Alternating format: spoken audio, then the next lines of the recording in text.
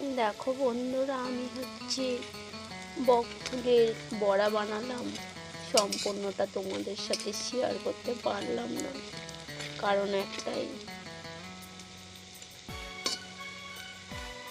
বৃষ্টি চলে আসছিল, এদিকে হাওয়া ছাড়ছিল, তাই একটুখানি তোমাদের সাথে শেয়ার করলাম। কার কার এই বকফুলের বড়া খেতে ভালো লাগে অবশ্যই বলবে।